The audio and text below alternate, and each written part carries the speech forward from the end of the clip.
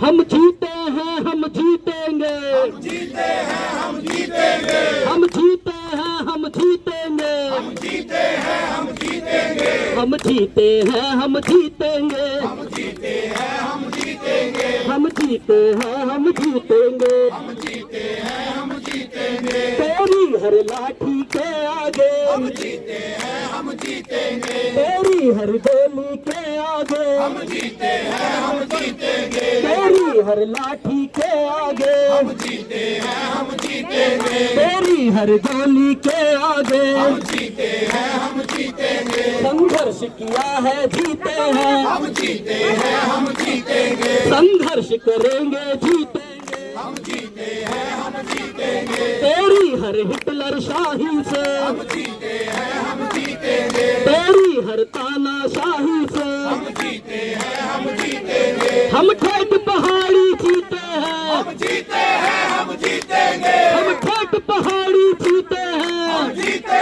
हैं, हम जीतेंगे, हम अपनी धुन में जीते हैं, हम जीतेंगे, हम अपनी धुन में जीते हैं, जीते हैं, हम जीतेंगे, तू अपनी थोड़ी फिक्र मना, हम जीते हैं, हम जीतेंगे, तू अपनी थोड़ी फिक्र मना, जीते हैं, हम जीतेंगे, हम तो पहले ही सड़क पे हैं, हम जीते हैं, हम जीतेंगे, हम तो पहले ही सड़क पे हैं, हम जीते हैं, हम जीतेंगे, तू अपनी कुर्सी पकड़ के रख, हम जीते हैं, हम जीतेंगे, तू अपनी कुर्सी पकड़ के रख, हम जीते हैं, हम जीतेंगे, हम पे खोने को कुछ भी नहीं, हम जीते हैं, हम जीतेंगे, हम पे खोने को कुछ भी नहीं, हम जीते हैं, हम जीतेंगे, हम पे खोने को कुछ भी नहीं, हम जीते हैं, हम जीतेंगे, श्रीदेव सुमन की भूमि से, हम जीते हैं, हम जीतेंगे, श्रीदेव सुमन की भूमि से, हम जीते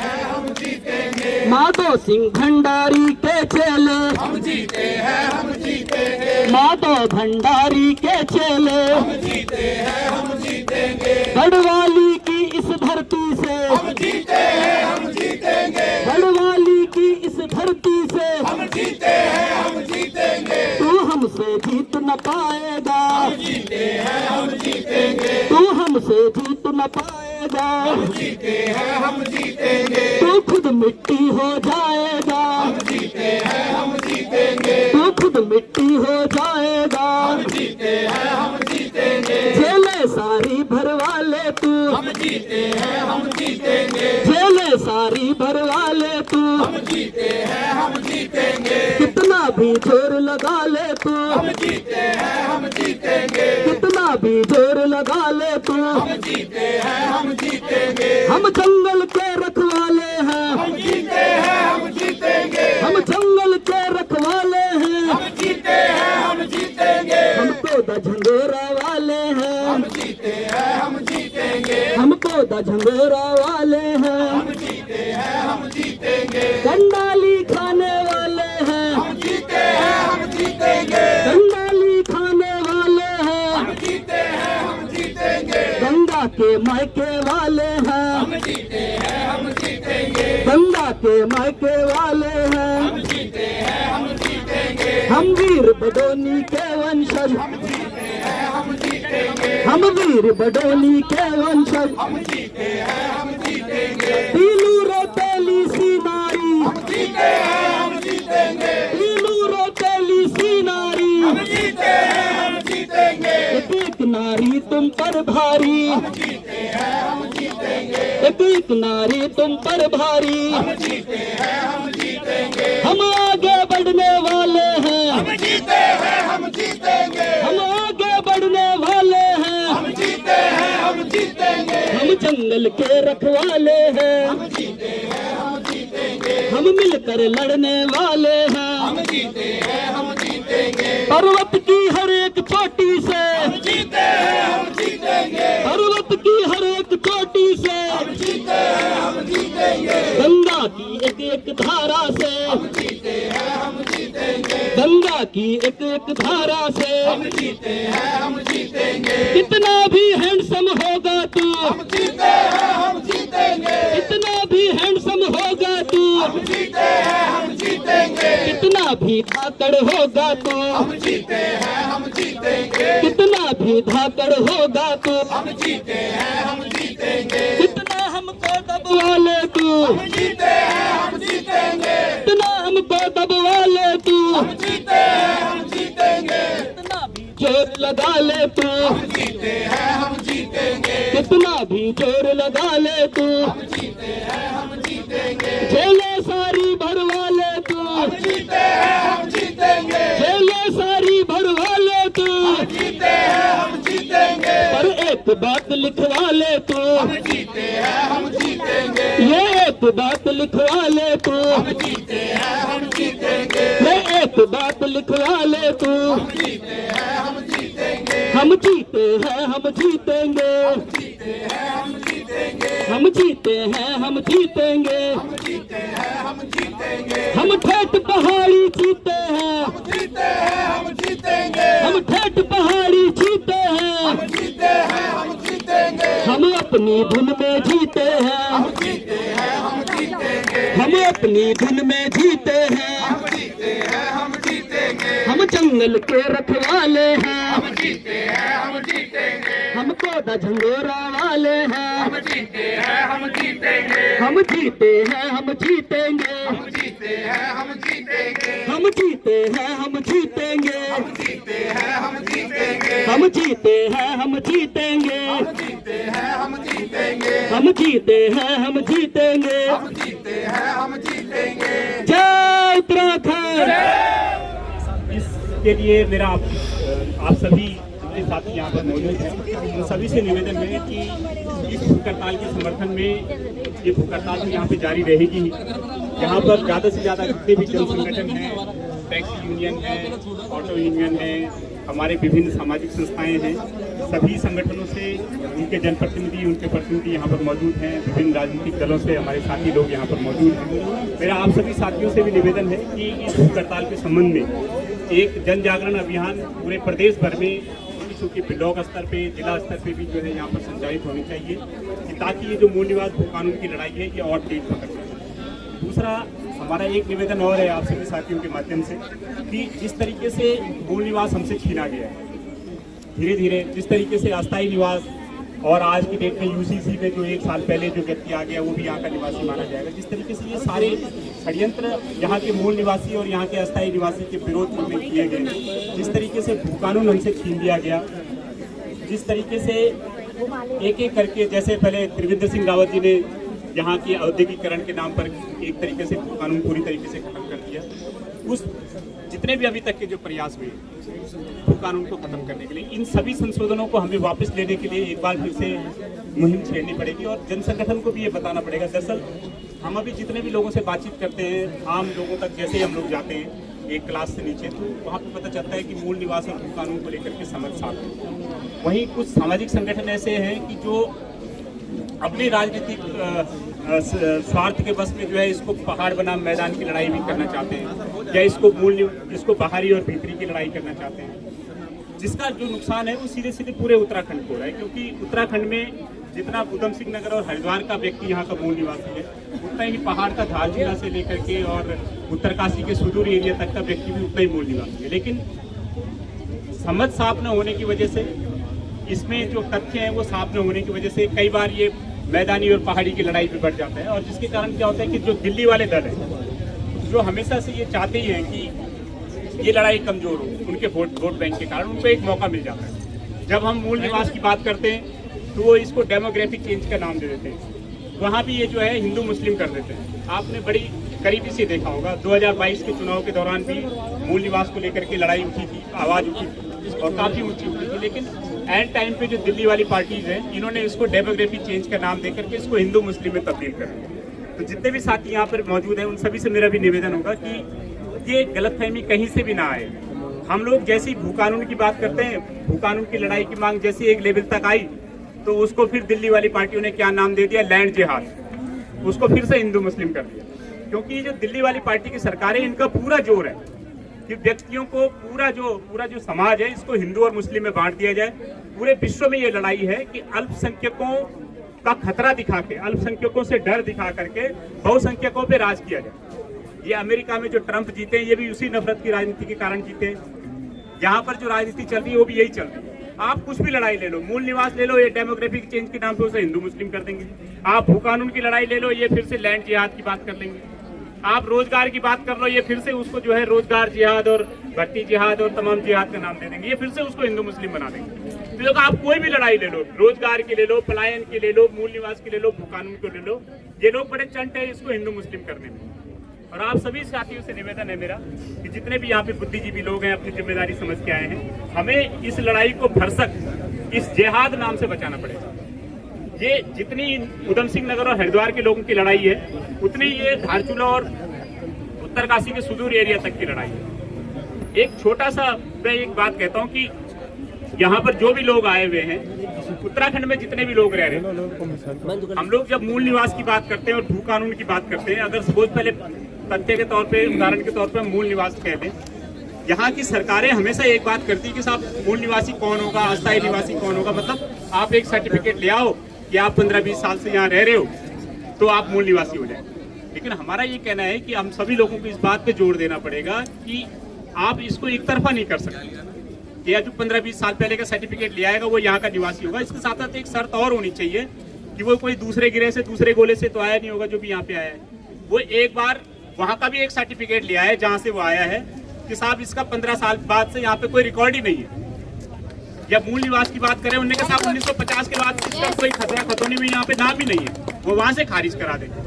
उदाहरण के तौर पे मैं कह रहा हूँ कि राशन कार्ड अगर उत्तराखंड में यहाँ पे किसी का बनता है तो राशन कार्ड वाले को ये बोला जाता है ना कि भाई तुम्हारा जो पुराना डीलर है, चाहे वो टिहरी में था चाहे बिहार में था, उससे उस डीलर से अपना नाम कटवा के ले आओ, उसका नाम कटवा के ले आओ जो डीलर है, और यहाँ पे तुम्हारा राशन कार्ड बन जाएगा। अगर ये पॉलिसी हो जाए कि भैया जो अस्थायी निवास प्रमाण पत्र उसी का यहाँ पे बनेगा जो वहां से लिखवा के ले आए कि 20 साल पहले से 85 के बाद से उसका यहाँ पे कुछ नहीं है, या 1950 के बाद से कुछ नहीं है, जो भी डेडलाइन एक बार तय हो जाए, तो उसके बाद से इस फर्जीवाड़े में बहुत रोक लगेगी। आप ये लगा लीजिए यहाँ पे हालत ये है साथियों, क्योंकि ये लड़ाई तो आज शुरू हो रही है, ये लड़ाई इतनी कठिन है जो मैं कह रहा हूँ आपको। यहाँ पे एक विधायक, 2 विधायक हैं, देशराज कर्णवाल जी का मैं खुले तौर पे कह रहा हूँ, आपने नाम सुना होगा, ममता राकेश का नाम सुना होगा। ये उत्तर प्रदेश के सहारनपुर और दूसरे राज्यों के शेड्यूल कास्ट है, जो दूसरे राज्य के शेड्यूल कास्ट है उसको यहाँ पर कोई जॉब नहीं मिल सकती, और यहाँ पे वो मतलब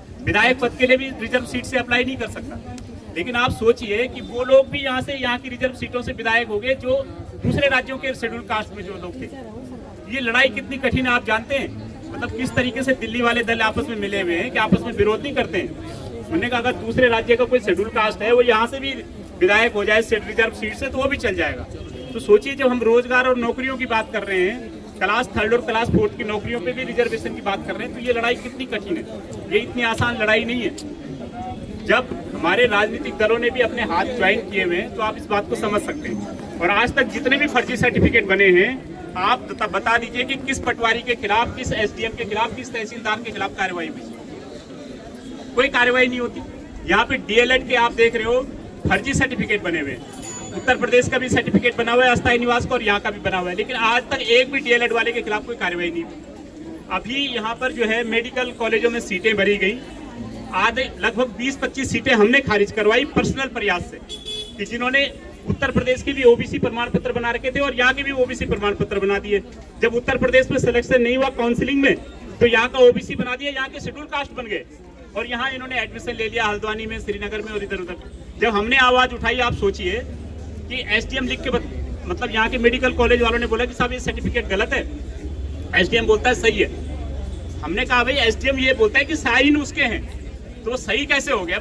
ये हो सकता है कि प्रमाण पत्र जाली नहीं बनाए, लेकिन एसडीएम ने वो प्रमाण पत्र सही ढंग से बनाया या नहीं बनाया ये कौन तय करेगा? और अगर एसडीएम ने कोटद्वार के एक केस बता रहा हूँ आपको, वहां से उत्तर प्रदेश के एक व्यक्ति ने पहले सामान्य सीट से अप्लाई किया, उसका सिलेक्शन नहीं हुआ मेडिकल की सीटों पे, उसने उसके बाद कोटद्वार मोटा ढाक के एरिया का अनुसूचित जाति का प्रमाण पत्र बनवा दिया, एसडीएम ने जारी कर दिया और उसका सिलेक्शन हो गया। वो सिलेक्शन फिर बाद में खारिज हुआ, लेकिन उस प्रमाण पत्र को बनाने वाले तहसीलदार, पटवारी, एसडीएम के खिलाफ कोई कार्रवाई नहीं हुई। तो जब तक ये लड़ाई उस लेवल तक नहीं जाएगी कि भैया जो जिम्मेदार लोग हैं उनके खिलाफ कार्रवाई हो, तब तक यहाँ के हक हकूकों पे, यहाँ के रोजगार के अवसरों पे, नौकरियों पे जो डाका पड़ रहा है वो तब तक ऐसे ही पड़ता रहेगा। इसलिए ये लड़ाई बाहर से जितनी आसान दिखती है उतनी आसान है नहीं। ये लड़ाई सीधे सीधे फाइनली ये है कि जब तक यहाँ पर उत्तराखंड में यही के लोगों की सरकार न हो, यहाँ वो सरकार न हो जो दिल्ली के रिमोट कंट्रोल पे न चलती हो, तब तक जो है इसका कोई राज्य का कोई भला होने वाला नहीं। इसलिए ये लड़ाई धीरे धीरे एक राजनीतिक रूप लेनी चाहिए। हमारे साथी चाहे वो निर्दलीय चुनाव में जाएं, चाहे किसी राजनीतिक पार्टी से जाएं, लेकिन ये तय होना चाहिए कि उस पार्टी का और उस व्यक्ति का रिमोट कंट्रोल दिल्ली वाले दलों के हाथों में नहीं हो। ये हमें तय करना पड़ेगा। और जब तक ये लड़ाई इस लेवल पे नहीं आएगी, तब तक हमारे हक हकूक मारे जाते रहेंगे। और इसमें जो जिम्मेदार लोग हैं, मैं आपके चैनल के माध्यम से आप लोगों के सामने एक बात कह रहा हूँ और बिल्कुल नाम लेके कह रहा हूँ। एक उदाहरण बता रहा हूँ आपको। हमारे राज्य के अब तक सबसे ईमानदार मुख्यमंत्रियों में से किसका नाम आता है, आप बताइए? खंडूरी जी। सब लोगों ने एक ही सुर में बोला खंडूरी जी। अब मैं उन्हीं का उदाहरण देता हूँ। मुख्यमंत्री भुवन चंद्र खंडूरी जी के घर में 2 लोग थे, नेपाल के थे। एक का नाम था नारायण सिंह और एक का नाम था राम सिंह परजोली। ये नेपाल के रहने वाले थे। मुख्यमंत्री भुवन चंद्र खंडूरी ने अपने पर्सनल घर के आवास पे उनका फर्जी अस्थायी निवास प्रमाण पत्र बनाया, बिल्कुल फर्जी। जो अस्थायी निवास प्रमाण पत्र किसी दूसरी महिला के नाम पे था, प्रमाण पत्र संख्या किसी महिला के नाम पे थी, वो प्रमाण पत्र संख्या उन्होंने अपने कर्मचारियों के नाम पे दर्शाई, अपने पौड़ी स्थित आवास का उस पर पता दर्शाया, और एक को सूचना विभाग में नौकरी लगाया और एक को संस्कृत शिक्षा विभाग में नौकरी लगाया। और उनके जो सर्टिफिकेट बने, बिहार के किसी स्कूल के सर्टिफिकेट है, वो आज भी मेरे पास है। वो सर्टिफिकेट बाकायदा प्रिंटर से स्कैन होके बने। दोनों के हाई स्कूल में बराबर नंबर है, केवल नाम चेंज कर दिया गया। नारायण सिंह की जगह राम सिंह परजोली लिख दिया गया। दोनों के फर्जी प्रमाण पत्र बनाए गए, हाई स्कूल के सर्टिफिकेट बराबर नंबर, फर्जी अस्थायी निवास प्रमाण पत्र बनाया गया। और वो दोनों नेपाली नौकर उनके यहाँ काम करते थे, और एक को संस्कृत शिक्षा विभाग में लगा दिया, एक को सूचना विभाग में लगा दिया। हमारे प्रदेश के मुख्यमंत्री, सबसे ईमानदार मुख्यमंत्री का जब क्या हाल है, तो आप लगा सकते हो कि जो कचरा फैले वाले लोग हैं, जो कमीशन की मीट बात वाले हैं, उन्होंने क्या नहीं किया होगा। पिछले साथियों, ये दिल्ली वाले दलों का एक चरित्र मैंने बताया, और इनकी पूरी लड़ाई एक मुश्किल उस पर रहती है कि इसको हिंदू मुस्लिम कर दें, इसको लैंड जिहाद कर लें, इसको रोजगार जिहाद कर लें, इसको बेटी भी तो उनकी बाहर जा रही है अपने आप में। हाँ, सही बात है। हालत ये है जो मैंने आपको फिर बताया कि ये हालत यहाँ के जो रोजगार के अवसर हैं, जो आरक्षण है, वो यहाँ इस लेवल तक आ गई है कि जो दूसरे राज्यों के नेता हैं, दूसरे राज्यों के शेड्यूल कास्ट है, वो यहाँ की सीटों पे आके विधायक बन जा रहे हैं। और लोग यहाँ पे कोई विरोध नहीं करता। जब विधायक ही विरोध नहीं करते, जब मुख्यमंत्री विरोध नहीं करता, जब सरकारें विरोध नहीं कर रही, जब विपक्षी विरोध नहीं कर रहे, तो आप सोच सकते हो कि पर्दे के पीछे इन्होंने किस तरीके से अपने हाथ मिला रखे हैं। तो इसलिए ये लड़ाई यहाँ के मीडिया को, यहाँ के आम लोगों को अपने हाथ में लेनी पड़ेगी, तभी हम लोग इस लड़ाई को जीत सकते हैं। और हम लोग राष्ट्रवादी रीजनल पार्टी की ओर से, हमारी बहन सुलोचना ईश्वर और उनकी पूरी टीम और हमारे साथी आर के, मैं इस पूरी भू कानून संघर्ष समिति को ये आश्वासन देता हूँ, संकल्प जताता हूँ कि हमारी पार्टी के जितने भी लोग हैं, बिना झंडे झंडे के, बिना उसके, सारे जितने भी लोग इसमें विश्वास रखते हैं, सब लोग इस पार्टी के साथ, इस मुहिम के साथ, इस अभियान के साथ, बिना झंडे झंडे के पूरी जगह साथ हैं, पूरे हर जिले में, हर ब्लॉक स्तर पे साथ हैं। धन्यवाद। बहुत बहुत धन्यवाद सेमवाल जी। हमारे बीच मूल निवास और भू कानून हम लोगों में क्यों जरूरी है, वो अभी सेमवाल जी ने काफी विस्तार में सबको बता दिया। मैं तो 2-4 बातें कहूंगा कि पहले तो मैं निवेदन करना चाहूंगा, जो हमारे पीछे पुलिस प्रशासन खड़ा है, आप लोगों की नौकरी तो लग गई, लेकिन आप ये मान के चलिए आगे वाली पीढ़ी, जो आपके बच्चे आगे आएंगे, उनकी नौकरी कहीं दूर दूर तक लगने वाली नहीं है अगर इसी तरह की सरकार चलती है। आप लोगों की लड़ाई हम लड़ रहे हैं, आप लोगों को हमें समर्थन करना चाहिए। आप लोग हमारे अगेंस्ट में खड़े होंगे। आपको पता है आधे से ज्यादा, क्या मेरे को लगता है 90% लोग आप मूल निवासी है यहाँ के, और मूल निवास की लड़ाई आप लोगों की लड़ाई है। आपको खुद पता है कि मूल निवास यहाँ पे 2006 में खत्म कर दिया गया, लेकिन वो आगे जाने वाली जो पीढ़ी है हम लोगों को गाली देगी, आप लोगों को गाली देगी कि भैया आप लोगों ने सड़क पे आके संघर्ष क्यों नहीं किया जब मोहित डिमरी संघर्ष कर रहा था। मोहित डिमरी को मैं बधाई देना चाहूंगा कि वो इस तरीके से उसने अलग जगाई है पूरे उत्तराखंड में। हम लोगों ने हरिद्वार में रैली की, हरिद्वार में रैली करने के बाद फर्क इतना पड़ा कि वहां आप हरिद्वार में अखबार उठा के देखेंगे पिछले 1 हफ्ते के, तो कई मामले वहां से पकड़े गए जो फैक्ट्रियों के नाम पे जमीनें ली गई थी और वहां प्लॉटिंग करके काफी महंगे दामों पे वहां प्लॉट काट दिए गए। अखबारों में आजकल मेरी सुर्खियों में चल रहा है, और ये सब मोहित डिमरी और मोहित की टीम का जो संघर्ष है वो अब काम आ रहा है।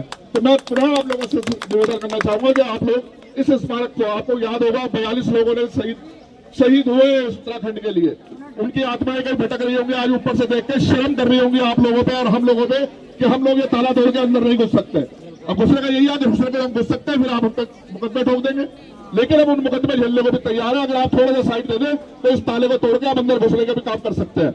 लेकिन मोहित टिमरी भाई गांधी है उत्तराखंड का और गांधीवादी नीति से एक्शन कर रहा है, हम इसके साथ हैं। मैं एक निवेदन मोहित भाई और कर रहा हूँ कि आप अलग जगह पूरे उत्तराखंड में बोलो कि अलग अलग प्रदेश अलग अलग जिलों में अपनी स्वेच्छा से जो भूख हड़ताल में बैठना चाहता है वो बैठे। शुरुआत हम हरिद्वार से करेंगे। आप जब आप अपील करोगे कि भैया पूरे उत्तराखंड में बैठने की शुरुआत करो, हम लोग वहां पर भूख हड़ताल हम तुम्हारे साथ हैं। तो मोहित भाई जब आपका आदेश होगा हमारा पूरा समर्थन आपके साथ है, हमारी पूरी टीम का समर्थन आपके साथ है। धन्यवाद। मुझको आप 2 ऐसे नियम और मानक बताइए जिससे आपने यहाँ ताला लगाने की परमिशन। सभी लोग पहले शांतिपूर्ण तरीके से, magistrate as a magistrate power हमारे बीच आ चुके हैं। मुझको आप ये बताइए यहाँ पर ताला लगाने की अनुमति किसने प्रदान की? दीदी जी पहले एक बार बड़े अगर हम लोग आपस में विखंडित होंगे तो शायद हम लड़ नहीं सकते।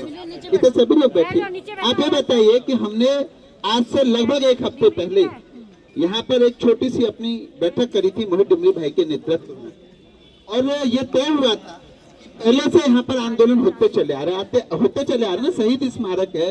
तो यहाँ पर जब हमने सूचना जिलाधिकारी कार्यालय में दे दी थी कि हम यहाँ पर 26 तारीख से संविधान दिवस के दिन से भाई मोहित टिमरी यहाँ भूख हड़ताल पर बैठेंगे, तो यहाँ पर ये तालाबंदी, ये प्रॉपर्टी जो सरकार की है क्या?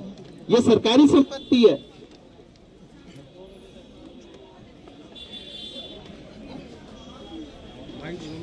ये संपत्ति तो सरकारी नहीं है ना, तो इस पर ताला जब हमने लिखित में सूचना दी थी तो मैं पहले ये जानना चाहता हूँ किसके आदेश पर यह ताला लगवाया गया?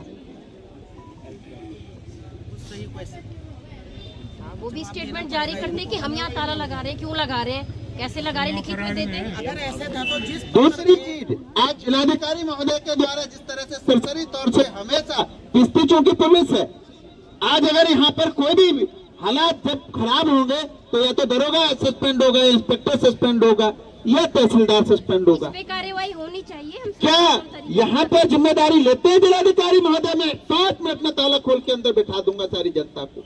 सम्मान है हमारी पुलिस का कि हम लोग आपस में कोई भी न्यूसेंस क्रिएट नहीं करना चाहते। और अगर ये ताले लगाने की अनुमति जिलाधिकारी द्वारा दी गई है तो मुझे लिखित में आप दीजिएगा, मैं विदिन 72 आवर्स इस जिलाधिकारी को बता दूंगा ये सोचता क्या है। आप सच्ची तौर से कोई आदेश पारित कर देंगे।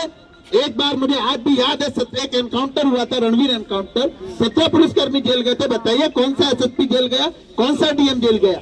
तो आप लोग की नौकरी की बलि का बकरा ना बनाए। हम लोग बहुत शांतिपूर्ण तरीके से यहाँ पर बैठे हैं और जो अधिकारी जिम्मेदारी से लेना चाहते हैं कि हमने ताले लगवाया वो हमें लिखित में दे, फिर हम माननीय न्यायालय में हम बताएंगे कि आईएएस को आईएएस क्या होते हैं। मेरे निधि यादव को दिए, मैंने आईएएस नहीं बनने दिया। जिस अभी हमारे भाई ने एक बताया था ओबीसी सर्टिफिकेट का विजिलेंस का, सचिवालय के गेट पर मैं 3 दिन धरने पर बैठा था, वो आईएएस नहीं बनी थी। रामविलास यादव के लिए जो पहला पत्र जारी किया गया था आईएएस, वो आज भी जेल की सलाखों में हमारे धन्य योगी जी जो उत्तर प्रदेश में माननीय मुख्यमंत्री जी है, क्योंकि हमारे उत्तराखंडीयत होने की वजह से रामविलास यादव के हजारों करोड़ रुपए की संपत्ति का जब पर्दाफाश किया गया तो आज भी रामविलास यादव जेल में है।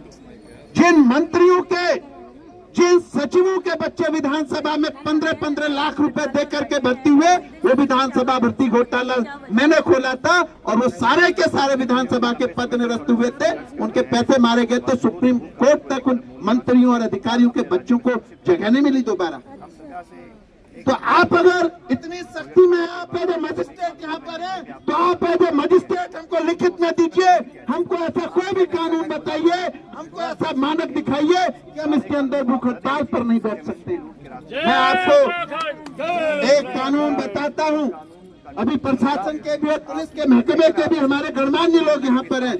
धरना देना हमारा मौलिक अधिकार है, जिसे इस पूरे प्रदेश का तो छोड़िए, देश का कोई डीएम नहीं रोक सकता है। अभी हम अपनी हदों में, वरना जूते की माला टांग देंगे। दूसरी चीज मैं पूरा में बोल दूं, उनको मैं कानून बता दूं साहब, फिर ये बताएंगे और हम सुनेंगे। दूसरी चीज ये हमारे मौलिक अधिकार है।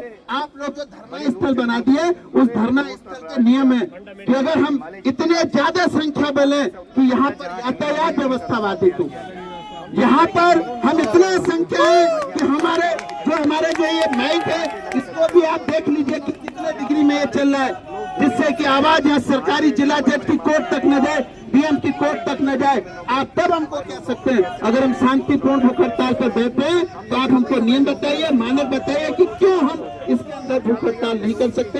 सादर धन्यवाद। आपने मेरे को बताया, थोड़ा सुन लीजिए।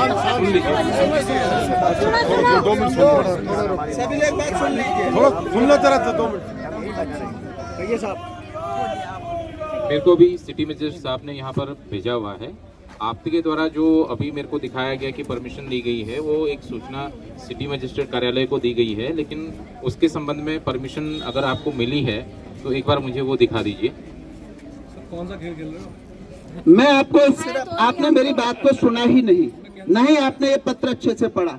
मुझे आप एक मिनट, मुझे आप एक संविधान में नियम दिखा दो कि हमको परमिशन लेना पड़ता है। मैं अभी मोहित डिमरी का साथ छोड़ के ये सूचना भी नहीं देनी चाहिए वैसे हमें, ये सूचना हम अपनी सुरक्षा के लिए देते हैं कि कोई भी शरारती तत्व आके हमारे को गोली न मार दे। ये प्रशासन का कोई अधिकार नहीं है। दिखाइए मुझे वो नियम जिसमें मुझे आप दिखाइए ना। आप तो मैं कह रहा हूँ ना, ऐसा कोई नियम ही नहीं है। ये केवल मैंने क्या कहा, ये हमने सूचना जारी करी है। चलिए आप इस सूचना के एवज में बुलाइए सिटी मजिस्ट्रेट साहब को। मैं कह रहा हूँ सिटी मजिस्ट्रेट साहब को बुलाइए, कराइए, उनको बुलाइए, क्योंकि साहब ये नियम है। ये सूचना हम आप लोगों की जानकारी में इसलिए देते हैं ताकि हम लोग जब भूख हड़ताल पर बैठे तो हमको कोई गोली मार दे, ये इसीलिए सूचना देते हैं। ऐसा कोई नियम नहीं है कि हम सूचना दें परमिशन लें। बताइए परमिशन मांगने का अधिकार कहाँ लिखा हुआ है? भारत के संविधान में कहाँ लिखा हुआ है? जिलाधिकारी महोदय देहरादून द्वारा इतना गलत अभी एक सरसरी एक आदेश दिखाया गया कि आप यहाँ धरना नहीं देंगे। अरे पुलिस का काम है मुकदमा लिखिए, अगर हम गलत है, हम उसके अंदर गलत बैठे तो मुकदमा लिखवा दीजिए। ये छोड़िए, आप इसको ताला लगवाने का अधिकार किसने दिया? दिखाइए ताला लगाने की नियमावली किसने बनाई? बुलाइए, जिस किसी मजिस्ट्रेट ने आदेश दिए उनको यही बुलवाइए। मैनुअल उठा के देखिए, पन्ना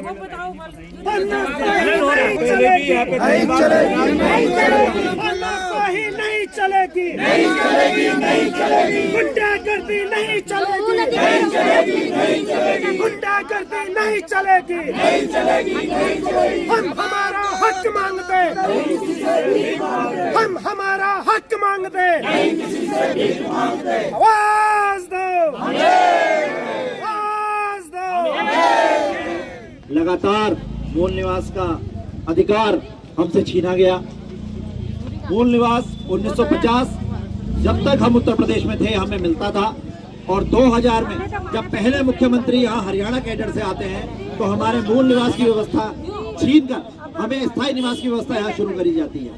और 2012 में तत्कालीन सरकार में एक मुकदमे के दौरान मूल निवास पूरी तरह इस प्रदेश से खत्म कर दिया जाता है और स्थायी निवास की व्यवस्था यहाँ शुरू हो जाती है। और अब सरकार क्या लाने जा रही है?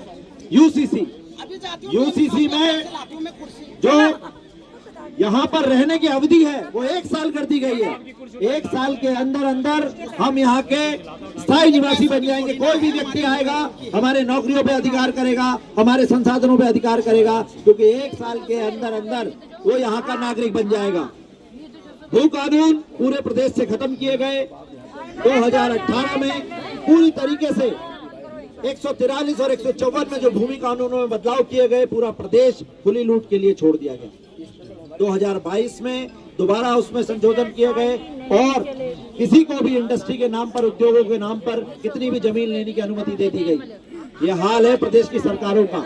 और अब जब पिछले 2 साल से हम यहाँ पर मूल निवास और भू कानून की लड़ाई भाई मोहित डिमरी के नेतृत्व में जो है लड़ रहे हैं, तो हम देख रहे हैं कि हमारे धरना स्थल, हमारे शहीद स्थल को ही यहाँ पर जो है ताला लगा दिया गया है। हमें धरने पर नहीं बैठने दिया जा रहा है। हमने एक सूचना एसडीएम साहब को यहाँ पहुँचाई थी, हमने उसकी रिसीविंग ली थी अपनी सुरक्षा के लिए, लेकिन आज हम सुबह देखते हैं कि हमारे इस शहीद स्थल पे ही ताला लगा दिया गया है। हमारे विरोध के अधिकार से हमें वंचित किया जा रहा है। हमारे बीच में एसडीएम साहब हैं।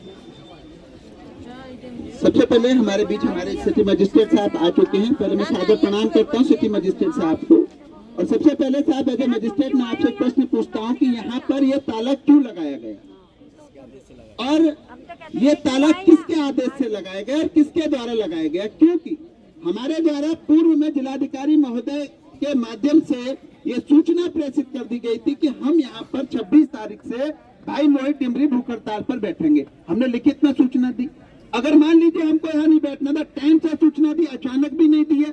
जब हमने यहाँ पर सूचना दी है तो अगर हम यहाँ नहीं बैठ सकते तो हमको पत्राचार करना था कि आप लोग यहाँ पर धरना नहीं दे सकते, यहाँ पर भूख हड़ताल नहीं दे सकते।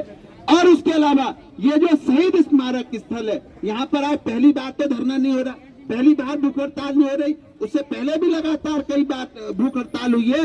जब ये हमारे प्रदेश का मुद्दा उठा, जब ये हमारे मूल निवास और भू कानून का मुद्दा उठा, जब राजस्थान से बाहर से लोग आकर के जिनको इमला लिखनी नहीं आती थी उनको यहाँ पर नौकरियों पर दे दी गई, तो मैं पूछना चाहता हूँ ये ताला किसके आदेश पर लगाया गया?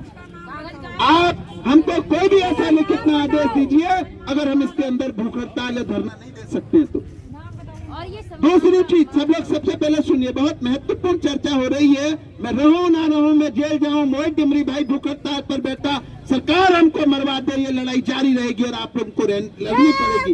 लेकिन इससे पहले कानूनी नियम भी जान लीजिए। इसलिए जो अभी तर्क हो रहा है इसको सभी लोग बहुत शांतिपूर्ण तरीके से सुनिए। साहब, जब परेड वहां पर जो धरना स्थल है वो धरना स्थल मात्र 150 आदमियों के लिए नहीं है। धरना स्थल यहाँ से दूर, पहले तो धरना देना हमारा मौलिक अधिकार है। इसे भारत के संविधान में अगर हम अपनी बात का विरोध ही नहीं करेंगे तो बताइए, ये तो अंग्रेजों के हुकूमत से भी ज्यादा, अंग्रेजी शासनकाल से भी ज्यादा धूर्त सत्ता हो गई है।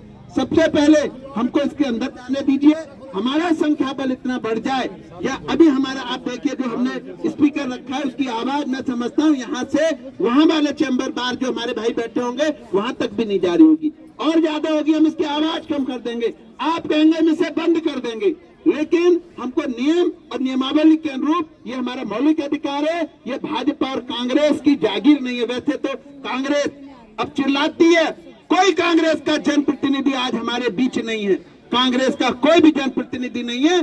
ड्रामे करने के लिए, दिखाने के लिए, हम लोगों को बेवकूफ बनाने के लिए वो लोग आंदोलनों में हमारे साथ खड़े होते हैं। और आज अब प्राथमिकता पे थी, जब हमें जरूरत थी आज पहले दिन तो हमें नहीं थी। तो साहब अब आप हमको बताइए कि अब यहाँ पर हमको अंदर जाने दिया जाएगा या नहीं जाने दिया जाएगा? हमने शहर भी जाम नहीं किया। बोलने दो, जरा चुप रहो। आप चुप रहेंगे तो मेरी आवाज आ जाएगी। अच्छा, ये अभी तक सर वो माइक की आवाज नहीं आ रही सर। माइक दे दो सर को, प्रयास करेंगे तो आ जाएगी। सर माइक प्रयास करना पड़ेगा, पूरा सुना जाएगा। माइक पकड़ो, माइक एज अधिकारी माइक नहीं ले सकते हैं, इसलिए आप सुनिए। आपके जो प्रतिनिधि सुन रहे हैं, जो मुझे जानकारी दी गई थी कि आप लोग का एक कार्यक्रम जो प्रस्तावित था उसके संबंध में आप लोग को अवगत भी कराया जा चुका था स्थानीय विशेषता इकाई के माध्यम से। ये स्थल जो है ये हमारे धरना प्रदर्शन का स्थल नहीं है। पहली बात, आप लोग भी विज्ञ हैं कि हमारे जो भी संगठन अपनी मांगों के संबंध में ज्ञापन धरना प्रदर्शन करते हैं उसके लिए स्थान पहले से पूर्व से चयनित है एकता विहार में, वहीं पे होता है। इसके बारे में भी आप लोग को जानकारी दे दी गई थी। तीसरा, आप लोग के द्वारा अगर कहा जा रहा है, जो मेरे व्यक्तिगत संज्ञान में नहीं है, कि एक आवेदन पत्र दिया गया था, उसके संबंध यदि कोई अनुमति होती तब भी ये बात को कहा जा सकता था। हमारे, आपके, हम सब के लिए ये स्थान पवित्र स्थान है। हमारे राज आंदोलकारियों का शहीदी स्थल हम लोग यहाँ पर बनाते हैं।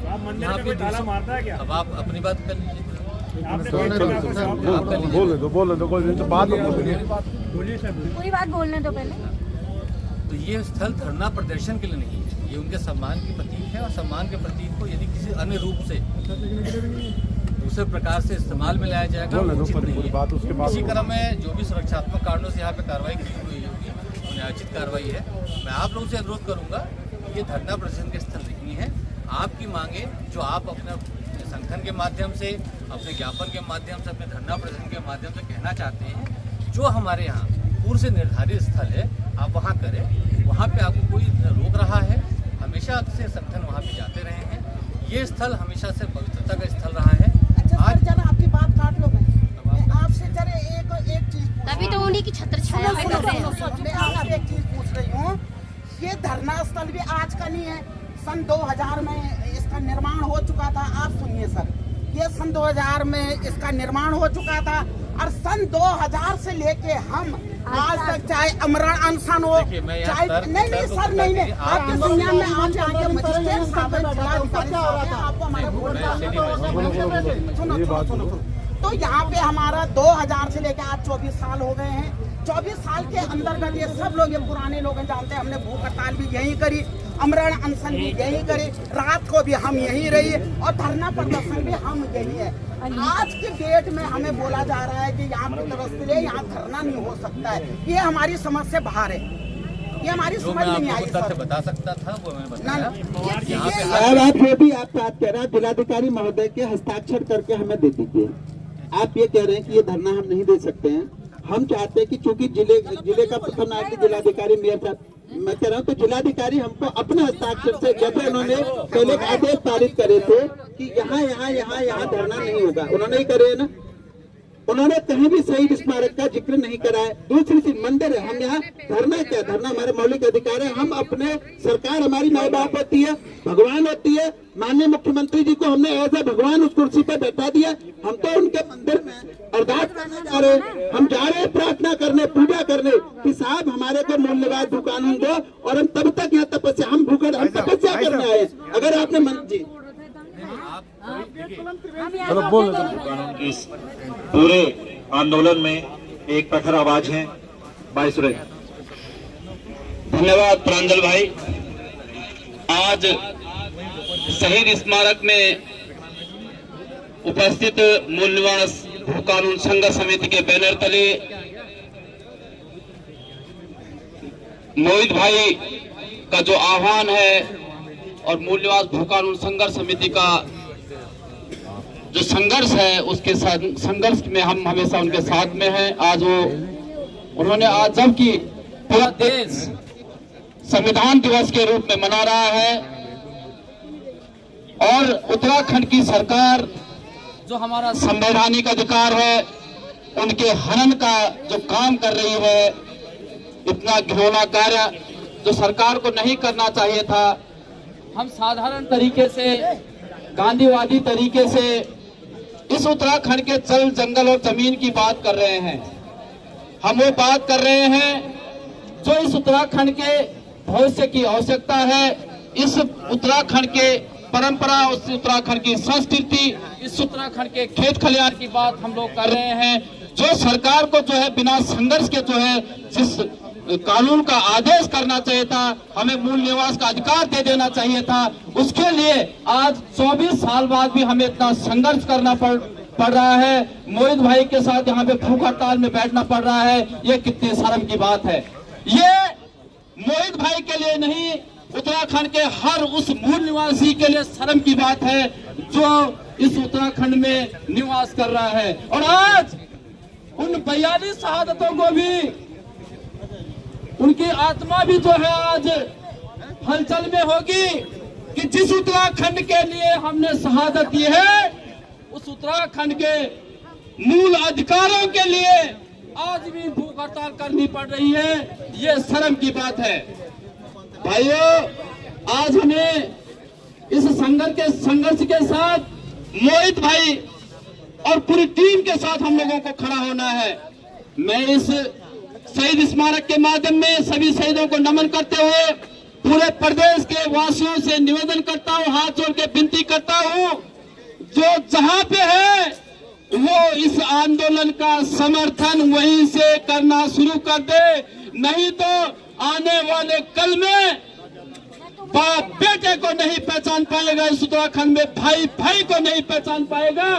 सरकार इस तरह का ताना बाना बुन रही है कि उन्होंने भाई को भाई के साथ लड़ाने का काम कर रही है, परिवार को परिवारों के साथ लड़ाने का काम कर रही है। इस तरह का ताना बाना इस उत्तराखंड में ही नहीं पूरे देश में जो है बुना जा रहा है। मेरा आप लोगों से निवेदन है और मैं मातृशक्ति को यहाँ पे नमन करता हूँ, जितनी भी मातृशक्ति यहाँ पे है मैं आपको नमन करता हूँ। और जब ये उत्तराखंड का आंदोलन हुआ था तब भी हमारे छात्र साथी, युवा साथी, मातृशक्ति आगे आके खड़े हुई थी और उन्होंने आंदोलन किया था, उन्होंने शहादतें दी थी, तब जाके ये उत्तराखंड हमको मिला है।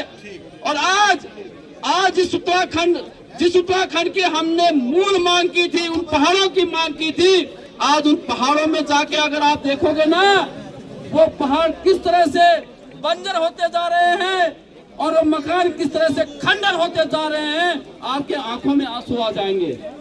जिस तरह से पहाड़ों के साथ सौतेला व्यवहार हो रहा है, तो मेरा आप लोगों से निवेदन है कि हम लोग एकजुट और एकमुठ होकर के इस संघर्ष में मोहित भाई का साथ दें।